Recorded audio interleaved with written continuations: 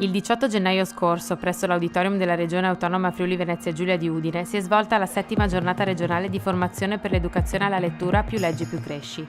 L'evento è stata un'occasione per sottolineare come l'educazione alla lettura rappresenta per la nostra regione uno degli strumenti più validi per lo sviluppo culturale e sociale della collettività.